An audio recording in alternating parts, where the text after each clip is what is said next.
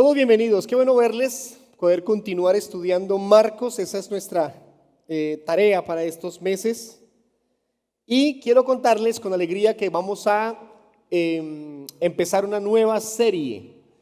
Esta nueva serie viene hilándose conforme a los capítulos primeros de Marcos y hemos estado ahí durante estos últimos domingos.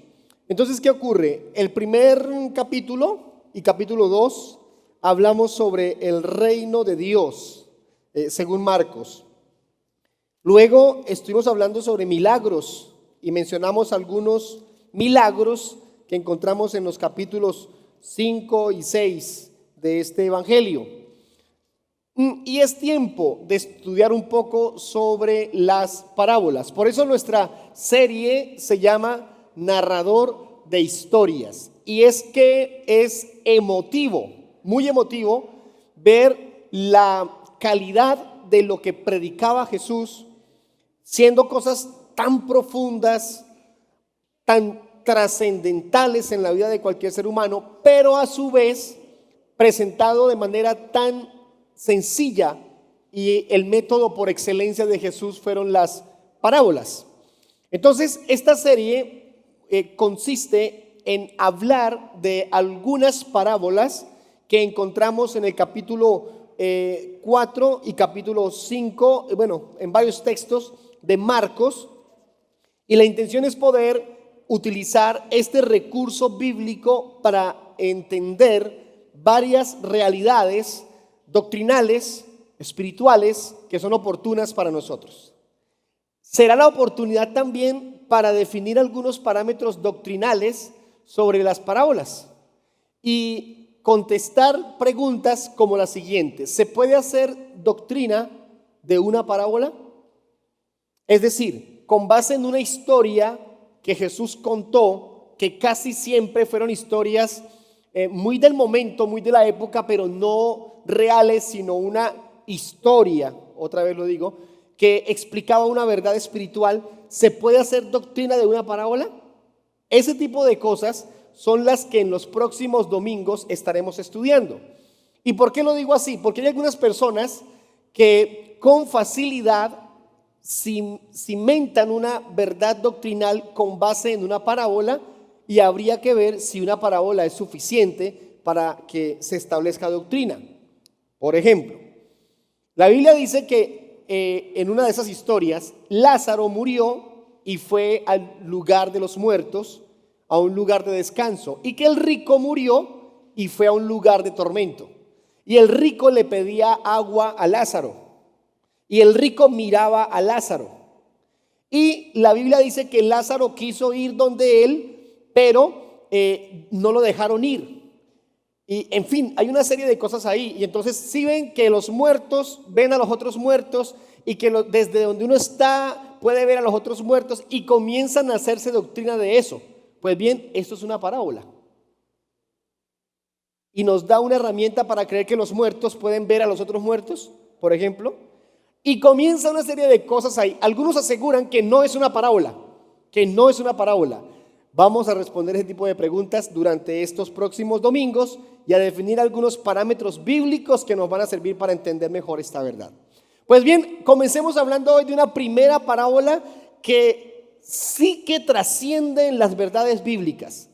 Tiene un alcance tan poderoso que incluso, infortunadamente, se presta para malas interpretaciones. Les hablo de la parábola del sembrador, capítulo 4, versículos 1 al 20. Es una de las parábolas con más extensión bíblica, y digo que infortunadamente se presta para malas interpretaciones porque se utiliza bajo otros conceptos. Vamos a leerla y luego explicamos ello.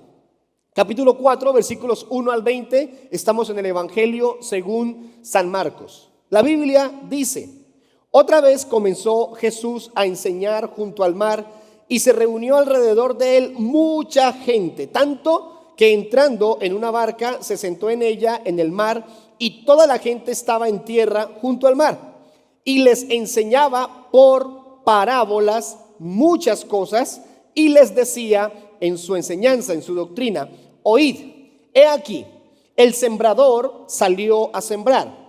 Y al sembrar aconteció que una parte cayó junto al camino, y vinieron las aves del cielo y la comieron. Otra parte cayó en pedregales donde no tenía mucha tierra, y brotó pronto porque no tenía profundidad de tierra, pero salió el sol, se quemó porque no tenía raíz y se secó.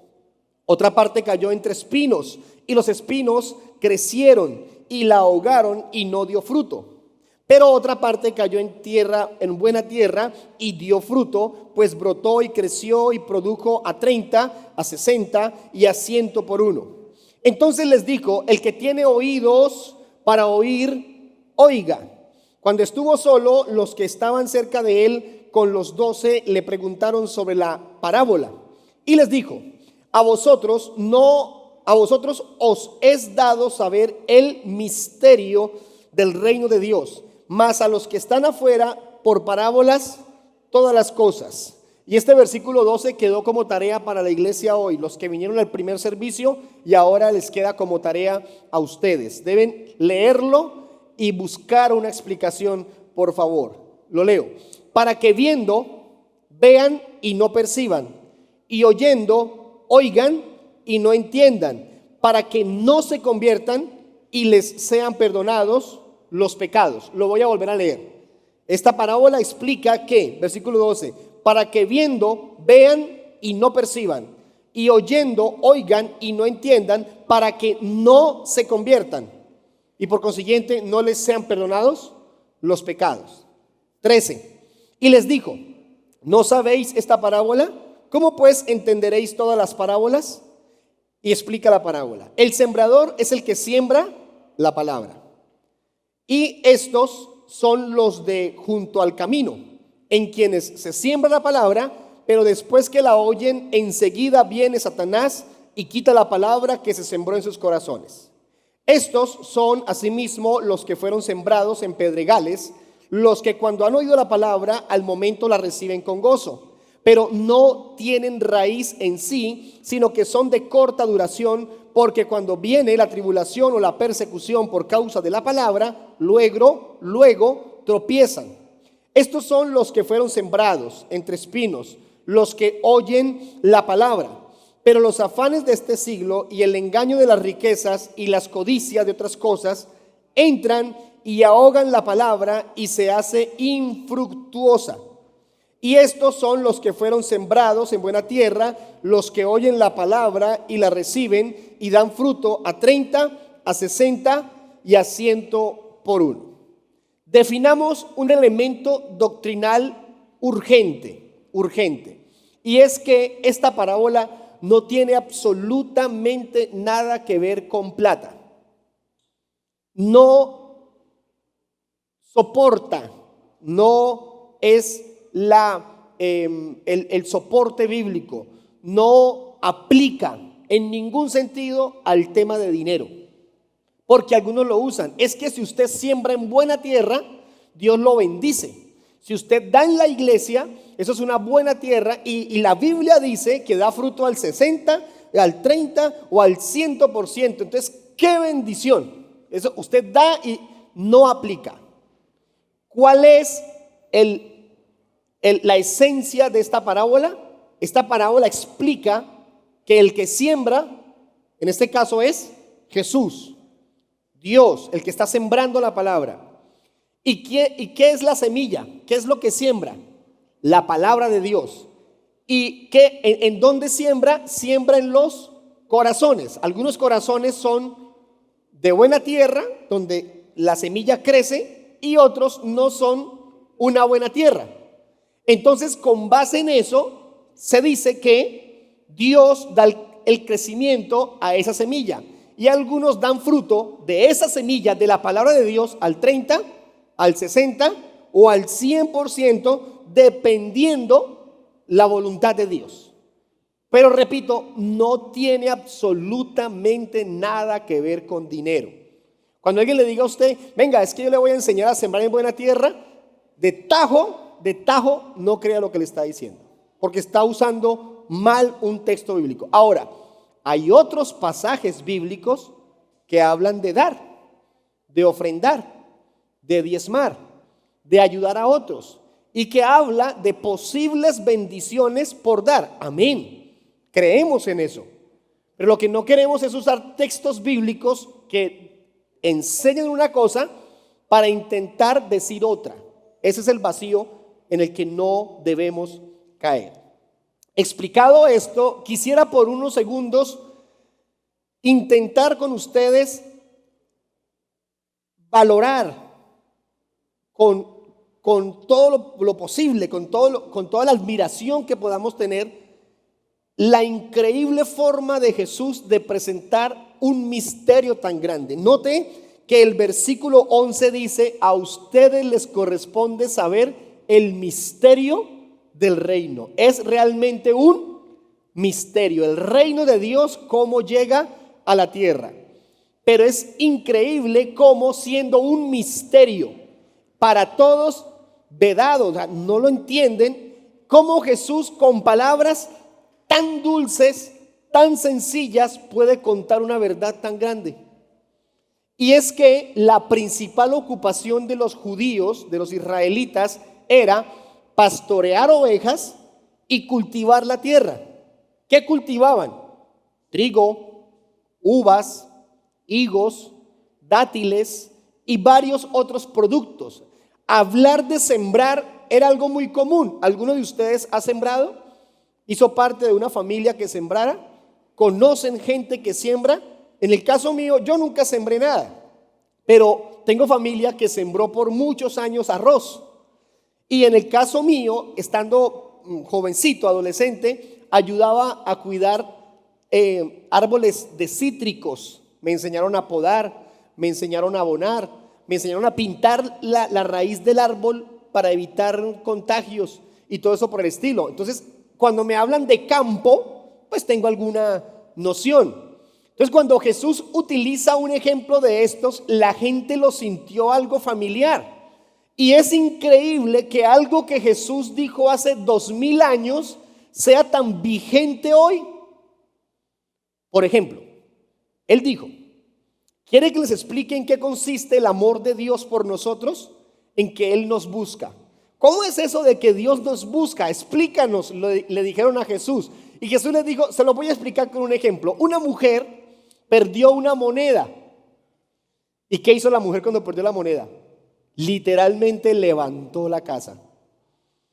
Y cuando la encontró, dice que salió a celebrar y le mostró a todos que encontró su moneda.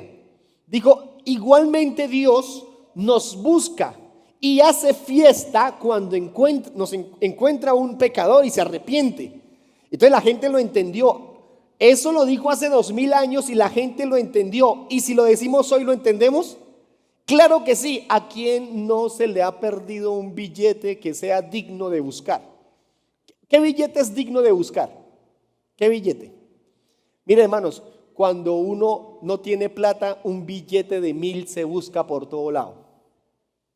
O bájese usted de un taxi y que el taxista le diga: señor, su carrera cuesta 7000 y usted tiene 6000. Y estaba convencido que cargaba un billete de 1000 por allá en la billetera o en la cartera. ¿Lo busca o no lo busca? Claro que sí. Y si es el esposo el que lo está buscando y no lo encuentra, ¿qué paso sigue? Amor, búscate tú en la billetera a ver si tienes. Y mientras busca en el bolso, el marido le ayuda a buscar aquí en la cartera, porque hay que buscarlo con vehemencia, se busca. Ahora, si es en la casa, el billete de 50,000 se le perdió, uno busca en la ropa, uno hace lo que sea. No, la ropa que usted se quitó ya está allá en la lavadora. Allá uno va y se mete en la lavadora a buscar el billete, porque nos afana. Miren cómo una parábola de hace 2000 años aplica perfectamente para hoy. Porque Jesús entendía la esencia de enseñar a través de parábolas. Y aquí está diciendo: les voy a enseñar cómo es que se siembra la palabra. Un sembrador salió a sembrar. Y nos imaginamos de una vez la escena. Algunos siembran regando la semilla, otros siembran granito a granito. Algunas semillas hay que ponerlas sobre la tierra, otras hay que enterrarlas unos centímetros. Otras hay que dejarlas por días para que coseche algo. Otras no es tan necesario. pero nos es familiar el asunto de sembrar. Aquí lo importante de esta parábola es entender la esencia de la historia. Y la historia y la esencia, ¿cuál es? Jesús, el Señor, siembra su parábola y hay diferentes tipos de terreno donde la semilla es sembrada. Como hay diferentes tipos de terreno, en unos produce más fruto que en otros. En unos la semilla se pierde, pero en otros da cosecha, trae bendición. Entonces vamos a verlo a la luz de la palabra, en qué consiste esa efectividad de la semilla sembrada, y todo tiene que ver con, primero, la condición del corazón. ¿De qué depende que la semilla dé fruto? La planta nazca, depende del corazón, depende de la obra de la semilla en ese corazón, porque la semilla es la misma, el evangelio es el mismo y se está predicando hace 2000 años y muchos creen y otros no creen. Entonces por eso estamos hablando en esta mañana de esto. Existen, según esta parábola, 4 tipos de terrenos, 4 tipos de corazón donde la semilla se siembra. Arranquemos con el primero. El corazón duro. El corazón impenetrable con respecto a la palabra. Mira lo que dice el versículo 4, estamos en Marcos capítulo 4. Y al sembrar, aconteció que una parte cayó junto al camino y vinieron las aves del cielo y la comieron. Al entender que cayó sobre el camino, o por lo menos al lado del camino, ese terreno es más duro, está más sólido, más impenetrable, porque por el trajinar, por el uso de ese camino, pues no vas a encontrar difícilmente una planta en la mitad de una carretera, de una avenida. No, el camino se hace duro y por lo tanto allí no entra la semilla. ¿Qué ocurrió con esa semilla? Pues que estaba allí y las aves del cielo la encontraron y se la comieron. Ese es el terreno, ese es el corazón duro. El versículo 15 explica esa verdad. Estos son los de junto al camino, en quienes se siembra la palabra, pero después que la oyen, enseguida viene Satanás y quita la palabra que se sembró en sus corazones. No vamos a darle vueltas a este tema, no es necesario. ¿A qué me refiero? La palabra se predica, el corazón es un corazón duro. ¿Quién se roba esa palabra? ¿Qué dice el texto?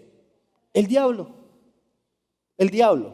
Para los que, por ejemplo, piensan que el diablo no existe o que el diablo no está en constante trabajo para alejarnos de Dios. Claro que sí, eso es una realidad, es bíblico, es bíblico.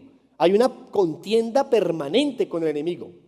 ¿Y qué hace en este caso? Así como el Espíritu Santo nos exhorta, nos redarguye, nos convence de justicia, juicio y pecado, nos está buscando, así como Dios está permanentemente rodeándonos con su amor para atraernos a Él, así como Jesús murió en la cruz para convencernos de la realidad de una redención y para salvarnos del pecado y salvarnos de la condenación, el diablo está atento a robarse la semilla que ha sido sembrada en el corazón. ¿Y qué pasa? Como la semilla no penetra, no entra a la tierra, a ese lugar fértil, sino que se queda afuera, que dice que las aves del cielo se la comieron. Y lo explica. Eso significa que el diablo viene y se lleva lo que se predicó. Por eso tenemos gente que llega a la iglesia y dice, por ejemplo, oiga, qué bonito, qué bueno, gracias a Dios por la palabra, por la enseñanza, amén, ¿sí? Pero a los 2 días ni recuerdan que se predicó, ni están motivados a volver. Y se vuelven a invitar y no hay ninguna intención de regresar. Porque aunque saben que es la verdad, algunos reconocen que es la verdad de Dios, que es la palabra. ¿Qué pasó? Como no penetra el corazón, entonces el diablo se roba, se lleva esa palabra. Eso es un corazón duro. Y lo explicamos con un pasaje paralelo de esta parábola. Está en Lucas capítulo 8, versículo 12. Y los de junto al camino son los que oyen. Miren, no es que no escuchan, escuchan la palabra, reciben el mensaje. Y luego viene el diablo y quita de su corazón la palabra para que no crean y se salven. Esa es la obra del enemigo con respecto a la palabra. Santiago 1:22 nos invita a no ser solamente oidores, sino hacedores. Pero sed hacedores de la palabra y no tan solamente oidores, engañándoos a vosotros mismos. El que solamente es oidor, ¿qué pasa? El diablo viene y se lleva la palabra. No penetra el corazón. Cuando la palabra no penetra el corazón, no hay deseo de cambio, no hay una actitud espiritual correcta de transformación. Hay esa actitud, yo diría, tal vez con algún interés, con alguna anhelo, pero no pasa de ahí, no pasa de un yo quisiera esto, ¿cómo sería de bonito que yo lograra esto? Qué bueno que hiciéramos aquello. No se da un paso más allá porque la palabra no penetra a un corazón como corresponde. Segundo tipo de corazón, segundo tipo de terreno, un corazón poco profundo. Un corazón poco profundo. El versículo 5 dice: otra parte cayó en pedregales, donde no tenía mucha tierra, y brotó pronto porque no tenía profundidad la tierra. Entonces, ¿qué pasó con la otra parte? La otra parte cayó en un terreno donde había algo de tierra, pero también habían piedras, y entonces la raíz no pudo brotar, no pudo salir correctamente, y aunque la planta alcanzó a nacer, pues vienen las consecuencias. Se explica en el versículo 16. Estos son asimismo los que fueron sembrados en pedregales, los que cuando han oído la palabra, al momento, en ese instante, la reciben con gozo, pero, aquí está el pero no tienen raíz en sí, sino que son de corta duración, porque cuando viene la tribulación o la persecución por causa de la palabra, luego tropieza. Aclaremos, el primer terreno es un terreno duro donde la semilla ni nace, porque la semilla no alcanza a entrar y las aves del cielo se comen la semilla. El segundo terreno alcanza a penetrar, pero las plantas no logran echar una buena raíz y por consiguiente, cuando vienen los problemas, la tribulación fácilmente se arranca. Yo no sé si usted ha tenido que arrancar una planta que tenga raíces fuertes. A uno le decían cuando pequeño, en el caso mío me ocurría, hay que ir a quitar la maleza. Y entonces uno llegaba con la mano y yo enrollaba la planta en la mano para alarla y le pegaba el tironazo y me rasgaba la mano primero, pero la mata no salía. Porque qué raíces tan fuertes las de la maleza. En cambio vaya y arranque la otra y sería más sencillo. Por eso le dijeron a Jesús: Señor, la cizaña está en medio del trigo. Arrancamos la cizaña. ¿Y qué dijo Jesús? No la arranquen, porque si arrancan la cizaña, al arrancar la planta van a arrancar también el trigo, porque la cizaña, al ser una maleza, tiene una raíz fuerte y va a hacer daño. Entonces, miren el problema de estas plantas malas que echan esa raíz. Ahora, aquí la invitación que hace la parábola es que la palabra debe caer en la tierra correctamente y debe echar raíces. Lo voy a explicar con un ejemplo. Hay algunos tipos de palmeras, sobre todo en las regiones costeras, que las siembran y en los primeros meses la matica sigue pequeña. Y pasa un año y la planta sigue pequeña. Y pasa otro año y la planta sigue igual. Y cualquiera diría: ¿quién siembra una mata para que no crezca? Y más si esa es la intención, que sea una palma, que dé fruto y que dé sombra y todo esto. Pues bien, resulta que esos primeros meses y primeros años, esa mata se dedica únicamente a echar raíces. Y son palmeras que pueden echar hasta 6, 8 y 10 metros de raíz. Y cuando se agarran bien, comienzan a crecer.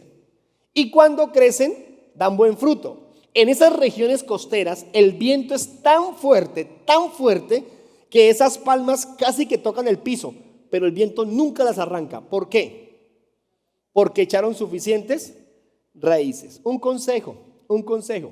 Cuando usted llega a la iglesia, antes de ponerse a dar fruto, asegúrese de haber echado raíces. Que no vaya y sea que nos pase como a las matas de plátano. ¿Han visto una mata de plátano en el piso porque el racimo de fruto las tumbó? Si no lo ha visto, algún día lo verá. ¿Qué tienen que hacer, señores, los que saben del campo? ¿Qué hacen con esas matas de plátano? Le ponen una horqueta para sostenerlo y el racimo está doblado y la mata está a punto de caerse, pero la horqueta lo sostiene porque es más grande el fruto que la fuerza y el sostenimiento del árbol. Iglesia, hermano, hermana, sí, sirvamos a Dios, claro, hagámoslo con el corazón, en todo lo que nos pidan hacer, honremos a Dios con nuestro servicio, pero echemos raíces, porque el que no echa raíces, según dice la escritura aquí, ¿qué pasa? Cuando venga la tribulación y la persecución, vamos a apartarnos del camino de Dios.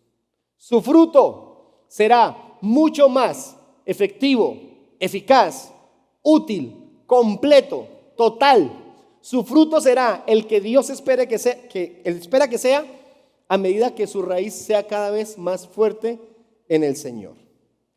Tercer tipo de terreno, tercer tipo de corazón, un corazón dividido. Y esto tiene que ver con un terreno que aunque fértil, está lleno de espinas. Versículo 7, otra parte cayó entre espinos y los espinos crecieron y la ahogaron y no dio frutos. Quiero decirles que este era un buen terreno.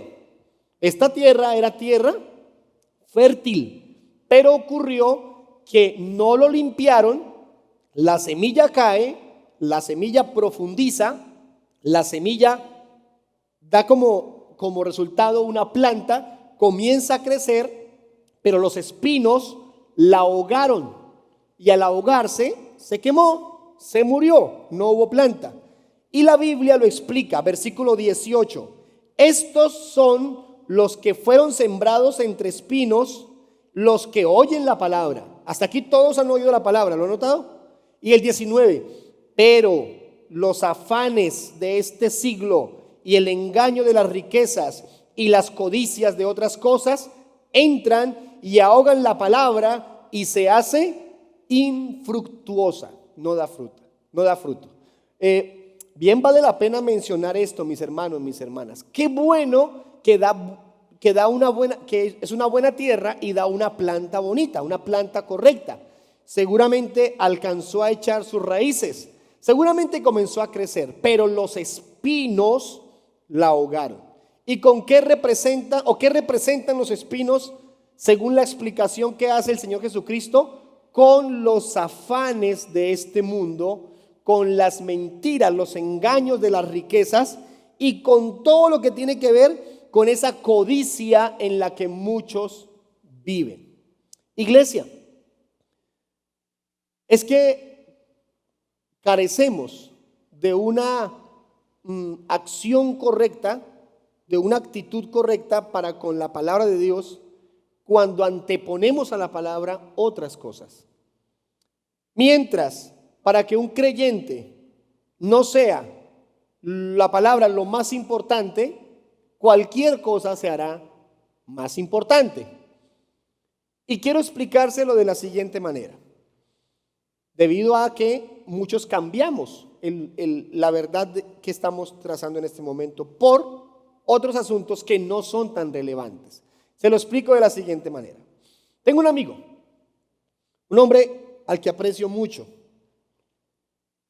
Y yo era pastor en una iglesia en un pueblo y él se congregaba con nosotros.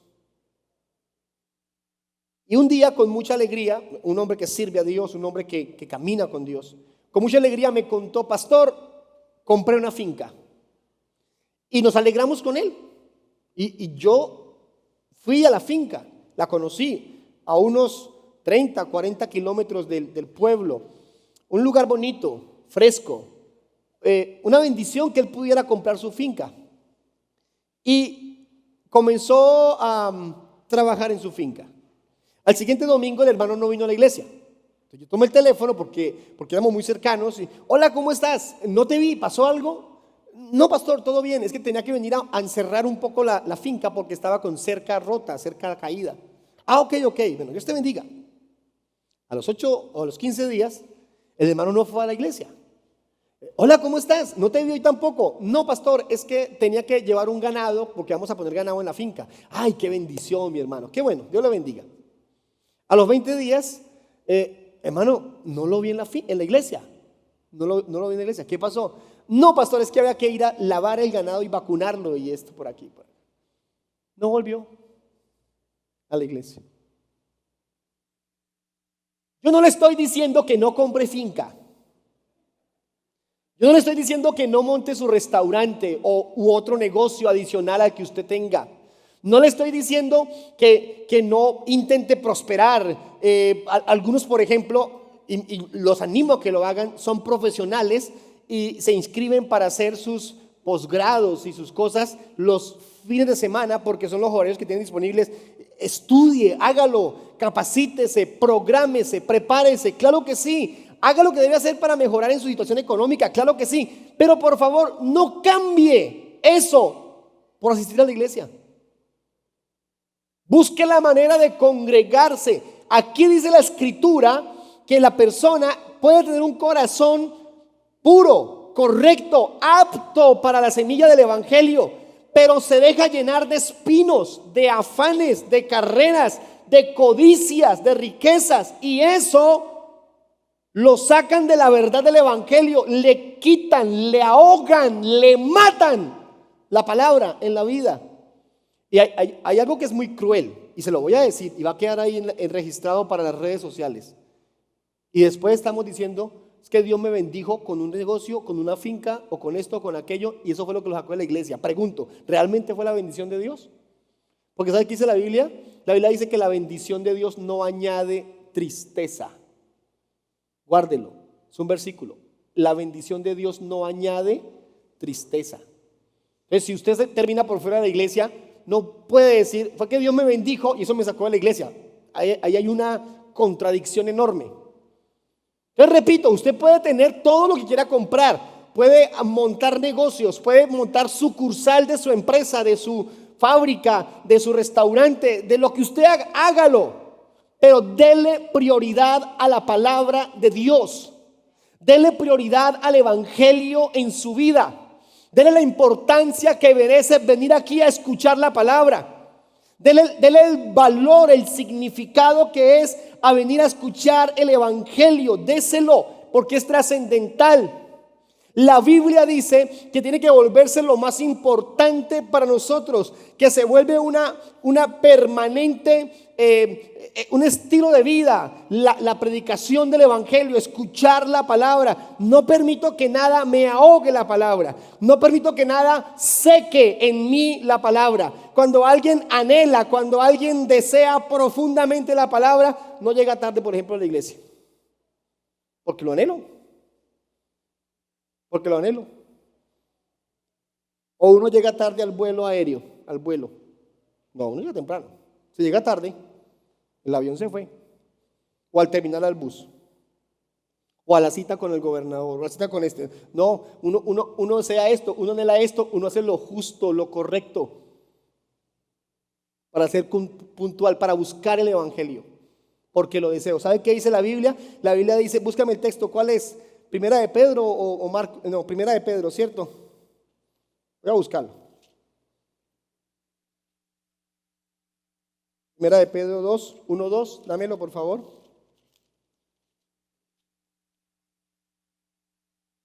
Me voy a saltar un versículo para poder leer esto aquí, ya que estoy diciendo esto. Primera de Pedro 2, 1, 2. Desechando, pues, toda malicia, todo engaño, hipocresía, envidias, todas las detracciones, quitando todo lo que me distraiga, desead como niños recién nacidos la leche espiritual no adulterada, para que por ella crezcáis para salvación. ¿Cómo se desea la leche espiritual? La palabra de Dios. ¿Cómo se desea? como un niño recién nacido. Esos niños son angelitos, son preciosos. Mi sobrinita acaba de nacer, me mandan fotos, uno la ve divina, divina. Pero mi hermano me dijo, Blair, pero le da hambre y levanta la casa. ¿Cómo así, Nelson? Si apenas tiene una semana, 2 semanas, le da hambre y grita, se pone roja así. No espera, no da espera. ¿Y sabe qué dice Pedro? Pedro dice, deseen como un niño la palabra de Dios. Búsquenla, pídanla, reclámenle a su pastor la palabra de Dios. El día que les predique otra cosa, vengan y me buscan. El pastor Blair, usted predicó una vaina que no era por ahí. Queremos que nos predique la palabra. Eso es. Deseen la palabra, anhelen la palabra. Cuando uno desea la palabra, cuando uno anhela la palabra, no escucha a cualquier predicador. Uno se cuida a quien escucha. ¿Por qué? ¿Por exigente? No, no es por exigente. La Biblia dice que hay que tener cuidado de a quienes escuchamos, a quién nos predica. Y entonces con base en eso dejo claridad en mi vida que todo lo demás, todo lo que me quiera ahogar la palabra, no lo permito en mi vida. En su casa, preocúpese porque en su casa nada ahogue la palabra. Un buen terreno implica que la tierra es fértil y las espinas se quitan para que nada nos distraiga. Cuarto territorio, un corazón abierto, un corazón dispuesto, una tierra fértil. Marcos capítulo 4, versículo 20 dice, estos son los que fueron sembrados en buena tierra, los que oyen la palabra y la reciben y dan fruto a 30, a 60 y al 100 por uno. Qué hermosura esto. Un corazón fértil para la palabra, le siembran el evangelio y ¿qué fruto da? 30, 60 y al 100 por uno. Qué alegría. ¿Qué frutos? ¿A qué frutos se refiere? ¿Qué frutos serán? La Biblia dice, por sus frutos los conoceréis. Está hablando de frutos, de buenas obras, de buenas acciones, de la evidencia de que Dios está obrando en mi vida. Está hablando de los frutos del Espíritu en nosotros: amor, gozo, paz, paciencia, benignidad, bondad, fe, mansedumbre, templanza. Está hablando de frutos dignos de arrepentimiento. Está hablando de predicar el evangelio. El primer fruto que se menciona aquí es que la palabra fue sembrada. Alguien me sembró la palabra. Aquí la estaba sembrando Jesús. De ahí en adelante los apóstoles y los discípulos. Apóstoles y discípulos. Y de ahí en adelante la iglesia. La iglesia. ¿A usted quién le sembró la palabra?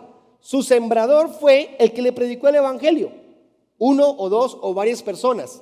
Y ahora usted se volvió un sembrador y siembra la palabra cada vez que habla con alguien de Dios, o con su buen testimonio, con su actitud correcta para con el Señor. Usted está sembrando la palabra en su familia, en sus vecinos, en sus compañeros de trabajo, en sus amigos. Su actitud siembra la palabra.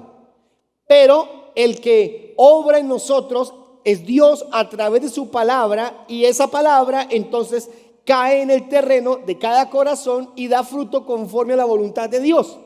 Ese es el proceso que define la palabra. Pero lo importante es que ese corazón sea un corazón dispuesto para la palabra del Señor. Yo creo, y con alegría lo digo, que los que están aquí en esta mañana están aquí justamente porque su corazón es un terreno fértil.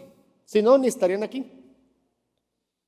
Ahora la pregunta es, ¿cuánto de ese fruto estamos dando? ¿30, 60 o 100%? ¿O no hemos comenzado a dar fruto con respecto a la predicación del evangelio? Esto me lleva a un segundo punto. El sembrador dispersa la semilla. ¿Quién es el sembrador? En este texto el sembrador es nuestro Señor Jesús. Pero todo aquel que predica la palabra se convierte en un sembrador. Marcos 4:3 dice, he aquí, el sembrador salió a sembrar.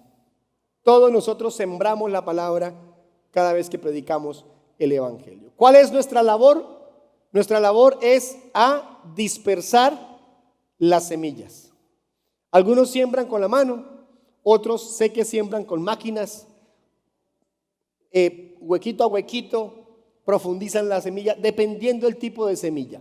Pero todos debemos sembrar la palabra. ¿Bajo qué herramientas, qué recursos? Los que Dios nos provea. Predicamos el evangelio aquí cada domingo, estamos en redes sociales, estamos llegando a otras personas por otros medios, escribimos, mandamos elementos para predicar, todo lo que se puede hacer para predicar el evangelio. Pero esto me lleva a una segunda verdad. Ve, la labor de Dios es dar el crecimiento. ¿Cuál es nuestra labor? Predicar, sembrar la semilla. ¿Y la labor de Dios cuál es? Dar el crecimiento.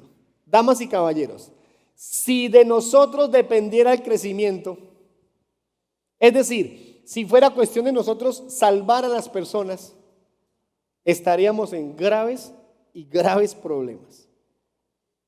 No tenemos el recurso, no tenemos la capacidad para que alguien sea transformado simplemente porque les hablemos o algo así.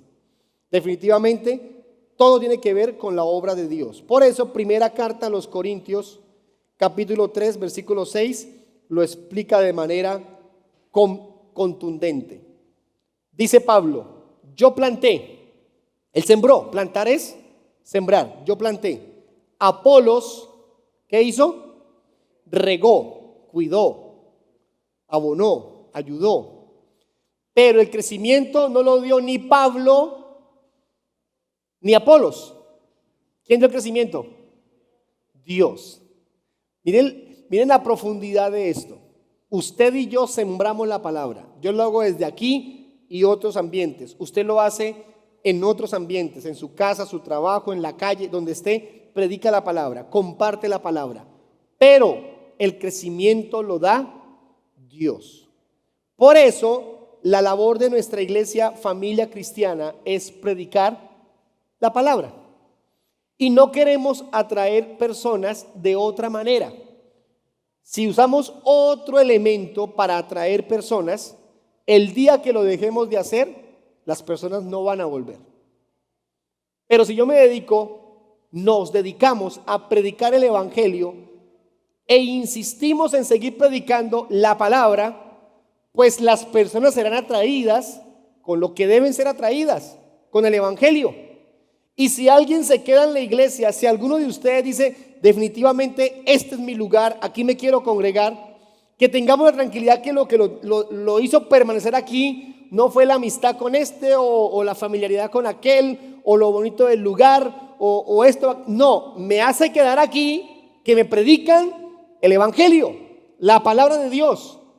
Y la tranquilidad está, por ejemplo, en que si no predica el pastor, predica otro hermano, o que por alguna razón no está está aquel, o estamos cambiando de lugar, de sitio, no importa lo que pase, se sigue predicando la palabra. En tiempos de pandemia nos tocó con videos y por meses no pudimos venir aquí a la iglesia, nos tocó solo haciendo videos y predicaciones. Aún siguen en redes para cuando los quieran ver. Pero ¿qué se intentó hacer siempre? Predicar la palabra, el evangelio, para que permanezcamos como corresponde. Quiero invitarles a que se pongan en pie.